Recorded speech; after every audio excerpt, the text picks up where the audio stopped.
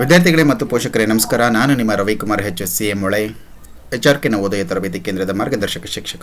ವಿದ್ಯಾರ್ಥಿಗಳೇ, ನಾವು ಈ ದಿನ ಒಂದು ಇಂಟ್ರೆಸ್ಟಿಂಗ್ ಆಗಿರತಕ್ಕಂತಹ ಒಂದು ಗದ್ಯ ಭಾಗದ ಬಗ್ಗೆ ನೋಡ್ತಾ ಹೋಗೋಣ. ಆ ಗದ್ಯ ಭಾಗದಲ್ಲಿ ಯಾವ ರೀತಿಯಾಗಿರ್ತಕ್ಕಂಥ ಪ್ರಶ್ನೆಗಳನ್ನು ಕೇಳಬಹುದು ಮತ್ತು ಅದಕ್ಕೆ ಯಾವ ರೀತಿ ಉತ್ತರ ಬರಬೇಕನ್ನೋದನ್ನು ಸಹ ಇವತ್ತು ನಾನು ನಿಮಗೆ ಹೇಳ್ತಾ ಇದ್ದೀನಿ. ತಡ ಮಾಡೋದಕ್ಕೆ ವಿದ್ಯಾರ್ಥಿಗಳೇ, ಬನ್ನಿ ಈ ಒಂದು ಗದ್ಯ ಭಾಗವನ್ನು ನೋಡ್ತಾ ಹೋಗೋಣ.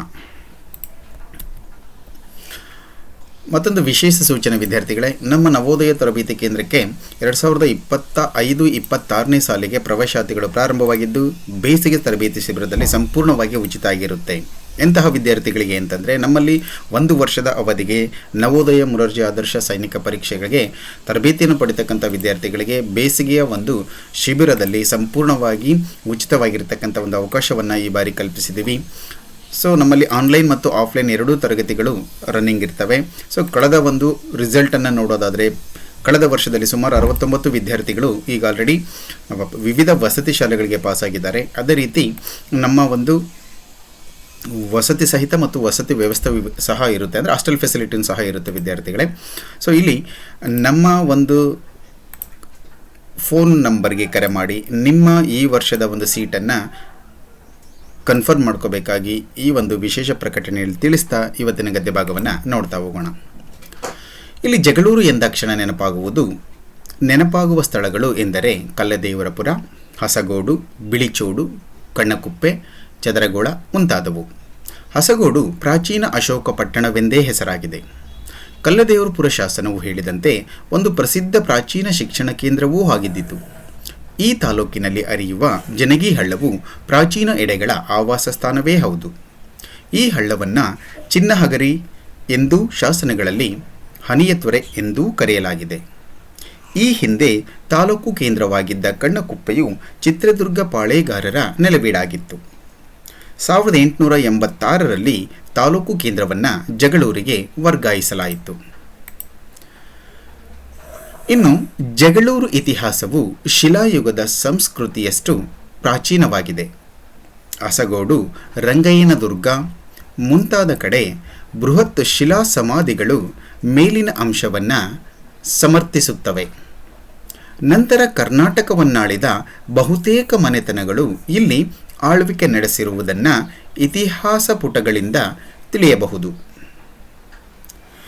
ಈ ಭಾಗದಲ್ಲಿ ದೊರೆತಿರುವ 70ಕ್ಕೂ ಹೆಚ್ಚು ಶಾಸನಗಳು ಪರಿಸರದ ರಾಜಕೀಯ, ಸಾಮಾಜಿಕ ಹಾಗೂ ಸಾಂಸ್ಕೃತಿಕ ಇತಿಹಾಸದ ವಿವಿಧ ಮಜಲುಗಳನ್ನು ತೆರೆದಿಡುತ್ತದೆ. ವಿದ್ಯಾರ್ಥಿಗಳೇ, ಇಲ್ಲಿ ಒಂದು ಇತಿಹಾಸದ ಒಂದು ಸ್ಥಳದ ಮಹಿಮೆಯನ್ನು ಅಥವಾ ಒಂದು ಸ್ಥಳದ ಇತಿಹಾಸವನ್ನು ಈ ಒಂದು ಗದ್ಯ ಭಾಗದಲ್ಲಿ ನಾವು ನೋಡ್ತಾ ಇದ್ದೀವಿ. ಇಲ್ಲಿ ಜಗಳೂರು ಎಂದಾಕ್ಷಣ ನೆನಪಾಗುವುದು ಅಂದರೆ ಆ ಸ್ಥಳ ಯಾವುದಪ್ಪ? ಈ ಒಂದು ಗದ್ಯ ಭಾಗದಲ್ಲಿ ನಾವು ಸ್ಟಡಿ ಮಾಡ್ತಕ್ಕಂತಹ ಒಂದು ಸ್ಥಳದ ಒಂದು ಇತಿಹಾಸವನ್ನು ಈ ಒಂದು ಗದ್ಯ ಭಾಗದಲ್ಲಿ ಕೊಟ್ಟಿದ್ದಾರೆ. ಆ ಸ್ಥಳದ ಇತಿಹಾಸವನ್ನು ಓದಿಕೊಂಡು ಮುಂದೆ ಅವರು ಕೊಟ್ಟಿರ್ತಕ್ಕಂತಹ ಪ್ರಶ್ನೆಗಳಿಗೆ ಉತ್ತರವನ್ನು ಬರೀಬೇಕಾಗಿದೆ. ಸ್ಥಳವನ್ನು ನೀಟಾಗಿ ಓದ್ಕೊಳ್ರಿ ವಿದ್ಯಾರ್ಥಿಗಳೇ. ಇಲ್ಲಿ ಜಗಳೂರು ಎಂದಾಕ್ಷಣ ನೆನಪಾಗುವ ಸ್ಥಳಗಳು ಎಂದರೆ ಕಲ್ಲದೇವರಪುರ, ಹಸಗೋಡು, ಬಿಳಿಚೋಡು, ಕಣ್ಣಕುಪ್ಪೆ, ಚದರಗೋಳ ಮುಂತಾದವು. ವಿದ್ಯಾರ್ಥಿಗಳೇ, ಇಲ್ಲಿ ಈ ನೆನಪಾಗುವ ಸ್ಥಳಗಳು ಅಂತಂದರೆ ನೀವು ಕೇವಲ ಕಲ್ಲದೇವರಪುರದ ಬಗ್ಗೆ ಅಥವಾ ಹಸಗೋಡಿನ ಬಗ್ಗೆ ಅಥವಾ ಬಿಳಿಚೋಡಿನ ಬಗ್ಗೆ ಅಥವಾ ಕಣ್ಣಕುಪ್ಪೆ ಬಗ್ಗೆ ಕೊಟ್ಟಿದ್ದಾರೆ ಅಂತ ತಿಳ್ಕೊಬಾರ್ದು.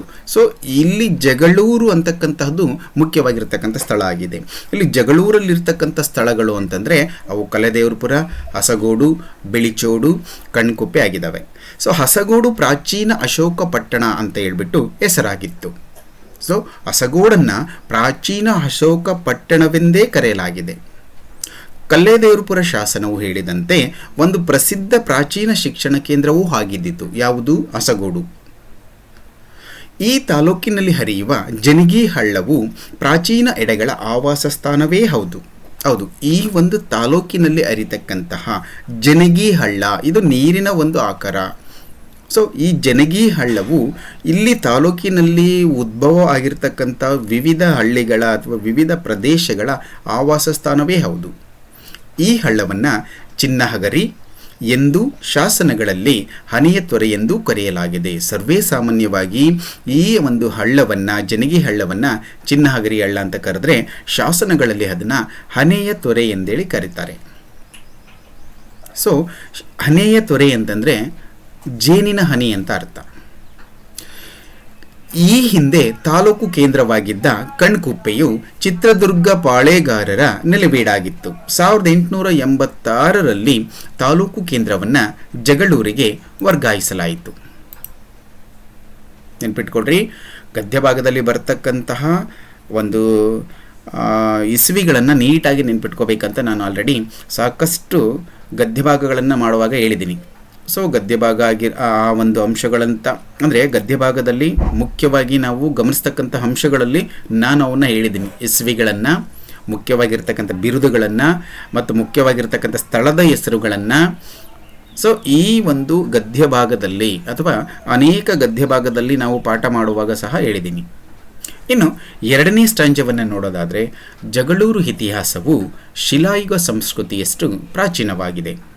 ಅಸಗೋಡು, ರಂಗಯ್ಯನದುರ್ಗ ಮುಂತಾದ ಕಡೆ ಬೃಹತ್ ಶಿಲಾಶಾಸನಗಳು ಅಥವಾ ಶಿಲಾ ಸಮಾಧಿಗಳು ಮೇಲಿನ ಅಂಶವನ್ನು ಸಮರ್ಥಿಸುತ್ತವೆ. ನಂತರ ಕರ್ನಾಟಕವನ್ನಾಳಿದ ಬಹುತೇಕ ರಾಜಮನೆತನಗಳು ಇಲ್ಲಿ ಆಳ್ವಿಕೆ ನಡೆಸಿರುವುದನ್ನು ಇತಿಹಾಸ ಪುಟಗಳಿಂದ ತಿಳಿಯಬಹುದು. ಅನೇಕ ಭಾಗದಲ್ಲಿ ದೊರೆತಿರುವ 70ಕ್ಕೂ ಹೆಚ್ಚು ಶಾಸನಗಳು ಈ ಪರಿಸರದ ರಾಜಕೀಯ, ಸಾಮಾಜಿಕ ಹಾಗೂ ಸಾಂಸ್ಕೃತಿಕ ಇತಿಹಾಸದ ವಿವಿಧ ಮಜಲುಗಳನ್ನು ತೆರೆದಿಡುತ್ತದೆ. ವಿದ್ಯಾರ್ಥಿಗಳೇ, ಇಲ್ಲಿ ಜಗಳೂರಿನ ಇತಿಹಾಸ ಅಂತಕ್ಕಂಥದ್ದು ಶಿಲಾಯುಗದಷ್ಟು ಹಳೆಯದಾಗಿದೆ ಅಂತಕ್ಕಂಥದ್ದು ಇಲ್ಲಿನ ವಾಸ್ತವ. ಹಸಗೋಡು, ರಂಗಯ್ಯನದುರ್ಗ ಮುಂತಾದ ಕಡೆ ಬೃಹತ್ ಶಿಲಾ ಸಮಾಧಿಗಳ ಮೇಲಿನ ಅಂಶವನ್ನು ಸಮರ್ಥಿಸುತ್ತವೆ. ಅಂದರೆ ಇಲ್ಲಿ ಅಸಗೋಡು ಮತ್ತು ರಂಗಯ್ಯನದುರ್ಗದ ಅಂತಹ ಸ್ಥಳಗಳಲ್ಲಿ ಬೃಹತ್ತಾಗಿರ್ತಕ್ಕಂಥ ಶಿಲಾ ಸಮಾಧಿಗಳು ಸಿಕ್ಕಿದ್ದಾವೆ. ಸೊ ಆ ಶಿಲಾ ಸಮಾಧಿಗಳನ್ನು ಅಧ್ಯಯನ ಮಾಡಿದಾಗ ಜಗಳೂರಿನ ಇತಿಹಾಸವು ಹಳೆ ಶಿಲಾಯುಗದಷ್ಟು ಅಥವಾ ಶಿಲಾಯುಗದಷ್ಟು ಒಂದು ಪ್ರಾಚೀನವಾಗಿದೆ ಅಂತಕ್ಕಂಥ ಅಂಶವನ್ನು ಸಮರ್ಥನೆ ಮಾಡಿಕೊಳ್ತವೆ. ನಂತರ ಕರ್ನಾಟಕವನ್ನು ಆಳಿರ್ತಕ್ಕಂಥ ಬಹುತೇಕ ರಾಜಮನೆತನಗಳು ಇಲ್ಲಿ ಆಳ್ವಿಕೆ ನಡೆಸಿರುವುದನ್ನು ಇತಿಹಾಸ ಪುಟಗಳಿಂದ ತಿಳಿಯಬಹುದು. ಅಂದರೆ ಕರ್ನಾಟಕದಲ್ಲಿನ ಆಳಿರ್ತಕ್ಕಂತಹ ಗಂಗರಾಗಿರ್ಬೋದು, ಕದಂಬರಾಗಿರ್ಬೋದು, ರಾಷ್ಟ್ರಕೂಟರಾಗಿರ್ಬೋದು, ಹೊಯ್ಸಳರು ಆಗಿರಬಹುದು ಮತ್ತು ಚಿತ್ರದುರ್ಗದ ಪಾಳೇಗಾರರಾಗಿರ್ಬೋದು, ಅಲಗಡಿಯ ಬೇಡರಾಗಿರ್ಬೋದು, ವಿಜಯನಗರ ಸಂಸ್ಥಾನದವರಾಗಿರ್ಬೋದು ಅಥವಾ ಟಿಪ್ಪು ಸುಲ್ತಾನ್ ಆಗಿರ್ಬೋದು. ಇಲ್ಲಿ ಕರ್ನಾಟಕವನ್ನು ಆಳಿರ್ತಕ್ಕಂಥ ಬಹುತೇಕ ರಾಜಮನೆತನಗಳು ಜಗಳೂರನ್ನು ಆಳಲ್ಪಟ್ಟಿವೆ ಅಂತಕ್ಕಂಥದ್ದನ್ನು ಇತಿಹಾಸ ಪುಟಗಳಿಂದ ತಿಳಿಯಬಹುದು. ಸೊ ಈ ಭಾಗದಲ್ಲಿ ದೊರೆತಿರುವ 70ಕ್ಕೂ ಹೆಚ್ಚು ಶಾಸನಗಳು ಈ ಪರಿಸರದ ರಾಜಕೀಯ, ಸಾಮಾಜಿಕ, ಸಾಂಸ್ಕೃತಿಕ ಇತಿಹಾಸದ ವಿವಿಧ ಮಜಲುಗಳನ್ನು ತೆರೆದಿಡುತ್ತದೆ. ಅಂದರೆ ವಿದ್ಯಾರ್ಥಿಗಳೇ, ಇಲ್ಲಿ ಅನೇಕ ಇತಿಹಾಸಜ್ಞರು ಈ ಜಗಳೂರನ್ನು ಆಧಾರವಿಟ್ಟುಕೊಂಡು ಅಧ್ಯಯನ ಮಾಡಿದ್ದಾರೆ. ಸೊ ಅಧ್ಯಯನ ಮಾಡ್ತಕ್ಕಂಥ ಸಂದರ್ಭದಲ್ಲಿ 70ಕ್ಕೂ ಹೆಚ್ಚು ಇಲ್ಲಿ ಶಾಸನಗಳು ದೊರೆತಿದ್ದಾವೆ. ಆ ಒಂದು ಶಾಸನಗಳು ಏನನ್ನು ತೆರೆದಿಡ್ತಾವಪ್ಪ ಅಂತಂದರೆ, ಈ ಜಗಳೂರಿನ ಪ್ರದೇಶದ ಇತಿಹಾಸ ಏನಿದೆ, ಪರಿಸರ ಹೇಗಿದೆ, ಹಿಂದಿನ ಕಾಲದಲ್ಲಿ ರಾಜಕೀಯ ವ್ಯವಸ್ಥೆ ಹೇಗಿತ್ತು, ಸಾಮಾಜಿಕ ವ್ಯವಸ್ಥೆ ಹೇಗಿತ್ತು ಅಂತಕ್ಕಂಥದ್ದನ್ನು ಈ ಒಂದು ಇತಿಹಾಸದಲ್ಲಿ ತಿಳಿಯಲಾಗಿದೆ. ಇಷ್ಟು ಈ ಜಗಳೂರಿನ ಒಂದು ಪ್ರದೇಶದ ಬಗ್ಗೆ ಕೊಟ್ಟಿರ್ತಕ್ಕಂತಹ ಒಂದು ಮಾಹಿತಿಯಾಗಿದೆ ವಿದ್ಯಾರ್ಥಿಗಳೇ. ಈ ಒಂದು ಮಾಹಿತಿಯ ಮೇಲೆ ನವೋದಯ ಪ್ರವೇಶ ಪರೀಕ್ಷೆಯಲ್ಲಿ ಯಾವ ರೀತಿ ಪ್ರಶ್ನೆಗಳನ್ನು ತೆಗಿಬಹುದು ಅಂತಕ್ಕಂಥದ್ದನ್ನು ನೋಡ್ತಾ ಹೋಗೋಣ. ವಿದ್ಯಾರ್ಥಿಗಳೇ, ಮೊದಲನೆಯ ಪ್ರಶ್ನೆ ಬಂದಿದೆ ನೋಡ್ರಿ. ಪ್ರಾಚೀನ ಕಾಲದಲ್ಲಿ ಜಗಳೂರನ್ನು ಆಳುತ್ತಿದ್ದ ಅರಸ ಮನೆತನ ಹೊಯ್ಸಳ, ಕದಂಬ, ಚಿತ್ರದುರ್ಗ ಪಾಳೇಗಾರರು, ಈ ಮೇಲಿನ ಎಲ್ಲರೂ. ಸೊ ವಿದ್ಯಾರ್ಥಿಗಳೇ, ಈ ಒಂದು ಜಗಳೂರಿನ ಇತಿಹಾಸವನ್ನು ಓದುವಾಗ ಈ ಒಂದು ಗದ್ಯ ಭಾಗದಲ್ಲಿ ಜಗಳೂರನ್ನು, ಕರ್ನಾಟಕವನ್ನಾಳಿದ ಎಲ್ಲ ರಾಜರು ಆಳಿದ್ದಾರೆ ಅಂತಕ್ಕಂಥ ಒಂದು ಲೈನನ್ನು ನೋಡಿದ್ದೀವಿ.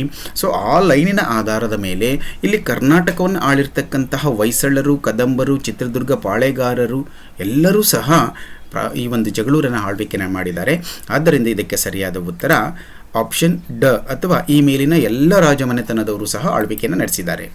ಇನ್ನು ಎರಡನೆಯ ಪ್ರಶ್ನೆ ಬಂದಿದೆ ನೋಡ್ರಿ ವಿದ್ಯಾರ್ಥಿಗಳೇ. ಜಗಳೂರಿನ ಪ್ರಾಚೀನ ಶಿಕ್ಷಣ ಕೇಂದ್ರ ಯಾವುದು? ಚಿಕ್ಕಮಲ್ಲನಹೊಳೆ, ಚಿನ್ನಹಗರಿ, ಅಸಗೋಡು, ಕಲ್ಲದೇವರಪುರ. ಸೊ ವಿದ್ಯಾರ್ಥಿಗಳೇ, ಈ ಹಸಗೋಡು ಅಂತಕ್ಕಂಥದ್ದು ಈ ಪ್ರಾಚೀನ ಶಿಕ್ಷಣ ಕೇಂದ್ರವೂ ಹೌದು ಅಂತಕ್ಕಂಥ ಒಂದು ಲೈನನ್ನು ಈ ಗದ್ಯ ಭಾಗದಲ್ಲಿ ನೋಡ್ತೀವಿ. ಹಾಗಾಗಿ ಹಸಗೋಡು ಜಗಳೂರಿನ ಪ್ರಾಚೀನ ಶಿಕ್ಷಣ ಕೇಂದ್ರ ಆಗಿದೆ. ಇನ್ನು ಕಣ್ವಕುಪ್ಪೆಯನ್ನು ಆಳಿದ ಪಾಳೇಗಾರರು ಯಾರು? ಹಲಗಲಿಯ ಬೇಡರು, ಚಿತ್ರದುರ್ಗದ ಪಾಳೇಗಾರರು, ವಿಜಯನಗರ ಪಾಳೇಗಾರರು, ಸಾಮಂತರಾಜರು. ಸೊ ವಿದ್ಯಾರ್ಥಿಗಳೇ ಕಣ್ಣಕುಪ್ಪೆಯನ್ನು ಆಳಿರ್ತಕ್ಕಂತಹ ಒಂದು ಪಾಳೆಗಾರರು ಎಂದರೆ ಅದು ಚಿತ್ರದುರ್ಗದ ಪಾಳೆಗಾರರು. ಇನ್ನು ಪ್ರಾಚೀನ ಅಶೋಕ ಪಟ್ಟಣ ಯಾವುದಾಗಿತ್ತು? ಕಣ್ಣಕುಪ್ಪೆ, ಜಗಳೂರು, ಅಸಗೂಡು, ಕಲ್ಲದೇವರಪುರ. ಸೊ ವಿದ್ಯಾರ್ಥಿಗಳೇ ಅಸಗೂಡನ್ನು ಪ್ರಾಚೀನ ಅಶೋಕ ಪಟ್ಟಣ ಅಂತಲೂ ಸಹ ಈ ಒಂದು ಗದ್ಯ ಭಾಗದಲ್ಲಿ ಕರೆದಿದ್ದಾರೆ. ಹಾಗಾಗಿ ಸರಿಯಾದ ಉತ್ತರ ಅಸಗೂಡು. ಜಗಳೂರಿನ ಪ್ರಾಚೀನ ಪ್ರಸಿದ್ಧ ನೀರಿನ ಆಕರ ಯಾವುದು? ರಾಜಗಿರಿ ಕೆರೆ, ಜಗಳೂರು ಕೆರೆ, ಚಿನ್ನಹಗರಿ ಹಳ್ಳ, ಯಾವುದೂ ಅಲ್ಲ. ಸೊ ವಿದ್ಯಾರ್ಥಿಗಳೇ ಈ ಒಂದು ಜಗಳೂರಿನಲ್ಲಿ ಹರಿತಕ್ಕಂತಹ ಚಿನ್ನಹಗರಿ ಹಳ್ಳ ಅಥವಾ ಹನಿಯ ತೊರೆ ಅಂತಕ್ಕಂತಹ ಒಂದು ಹೆಸರನ್ನು ಹೊಂದಿರತಕ್ಕಂತಹ ಹಳ್ಳ ಈ ಒಂದು ಜಗಳೂರಿನ ಸುಪ್ರಸಿದ್ಧ ನೀರಿನ ಆಕರ ಆಗಿತ್ತು. ಆದ್ದರಿಂದ ಇದಕ್ಕೆ ಸರಿಯಾದ ಉತ್ತರ ಚಿನ್ನಹಗರಿ ಹಳ್ಳ. ಸೊ ನಿಮಗೆ ಗೊತ್ತಾಗಿದೆ ವಿದ್ಯಾರ್ಥಿಗಳೇ, ಇಷ್ಟು 5 ಪ್ರಶ್ನೆಗಳನ್ನು ನವೋದಯ ಪ್ರವೇಶ ಪರೀಕ್ಷೆಯಲ್ಲಿ ತೆಗಿತಕ್ಕಂಥ ಸಾಧ್ಯತೆ ಇರುತ್ತೆ. ಸೊ ನೀವು ಯಾವುದೇ ಗದ್ಯ ಭಾಗವನ್ನು ಯಾವುದೇ ವಿಷಯದ ಬಗ್ಗೆ ಕೊಟ್ಟರೂ ಸಹ ನೀವು ಅಲ್ಲಿ ಬರ್ತಕ್ಕಂತಹ ಗದ್ಯ ಭಾಗವನ್ನು ನೀಟಾಗಿ ಓದ್ಕೊಂಡು ಅರ್ಥ ಮಾಡಿಕೊಂಡು ಪ್ರಶ್ನೆಗಳಿಗೆ ಉತ್ತರ ಬರೀತಕ್ಕಂತಹ ಒಂದು ಅಭ್ಯಾಸವನ್ನು ಬೆಳೆಸ್ಕೋಬೇಕು ಅಂತ ಹೇಳ್ತಾ, ಸೊ ಇವತ್ತಿನ ಒಂದು ತರಗತಿಯನ್ನು ನಾನು ಇಲ್ಲಿಗೆ ಮುಗಿಸ್ತಾ ಇದ್ದೀನಿ. ಸೊ ಯಾರ್ಯಾರು ಈ ಒಂದು ತರಗತಿಯನ್ನು ಅಬ್ಸರ್ವ್ ಮಾಡಿದಿರೋ, ಸೊ ಈ ಒಂದು ತರಗತಿಯ ಬಗ್ಗೆ ಏನೇ ಮಾಹಿತಿ ಬೇಕಿದ್ದರೂ ಸಹ ನಾನು ಡಿಸ್ಕ್ರಿಪ್ಷನ್ನಲ್ಲಿ ನನ್ನ ಫೋನ್ ನಂಬರ್ಸನ್ನು ಹಾಕಿರ್ತೀನಿ. ದಯವಿಟ್ಟು ಅದಕ್ಕೆ ಕಾಲ್ ಮಾಡಿ ಅದರ ಬಗ್ಗೆ ಅರ್ಥ ಆಗದಿದ್ದರೆ ಡಿಸ್ಕಷನ್ ಮಾಡೋಣ ಅಂತ ಹೇಳ್ತಾ, ಕೀಪ್ ವಾಚಿಂಗ್. ಧನ್ಯವಾದಗಳು.